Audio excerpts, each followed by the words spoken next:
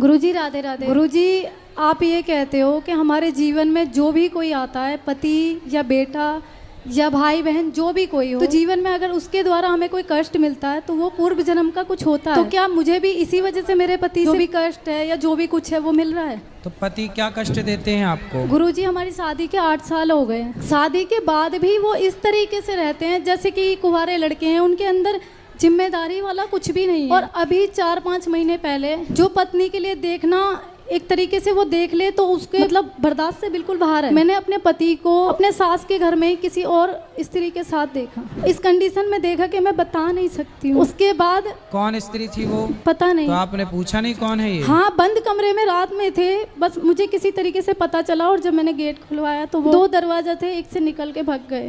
तो आप देख पाई उसको? हाँ, देख लिया। तो कौन थी पता नहीं लग पाया? पता लगा वो वही मोहल्ले की थी, उनका कुछ उनसे गलत था।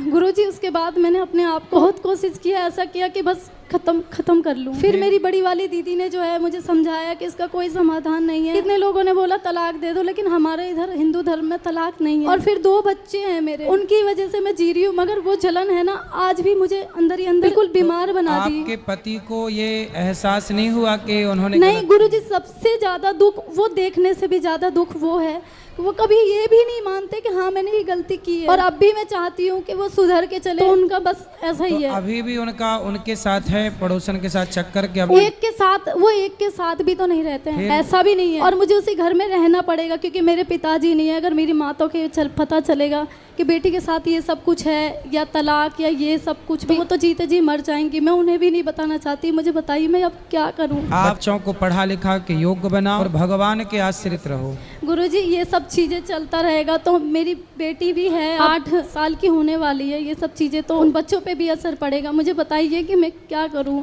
पति को लाओ हमारे पास। गुरुजी ना तो वो भागवत देखते हैं ना सुनते हैं, जो उसके जरिए मैं सोच रही हूँ कि उन्हें सुधार दूं, वो कुछ देखना भी तो नहीं चाहते हैं। जो पराई स्त्री के चक्कर में पड़ जाता है, सत्संग करते तो पढ़ते ही क्यों पराई नारी के चक्कर में? पढ़ ही इसलिए गए क्योंकि सत्संग से दूर है, अच्छाई से दूर होंगे तो बुराई तो हावी होगी। इतना कुछ न्यूज़ देखते हैं कि आजकल पत्नियां दूसरों के साथ मिलके क्या क्या पति के साथ करती है, फिर भी मैं ईमानदारी के साथ उनके साथ हूँ।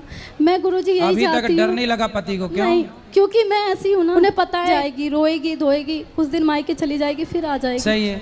गुरुजी ईमानदारी के साथ रहते हैं तो हमें ये मिलता है। अच्छी पत्नियां तो भी परेशानी। गुरुजी वो देखे या ना देखे, लेकिन मैं दिखाऊंगी जरूर। भाई उनसे यही है कि यदि आप चरित्रहीन होके चलोगे तो फिर आपकी बेटी आपका बेटा वो कैसा आदर्श स्थापित करेगा, वो कैसे बनेंगे? इसलिए माँ बाप ही बच्चों के दर्पण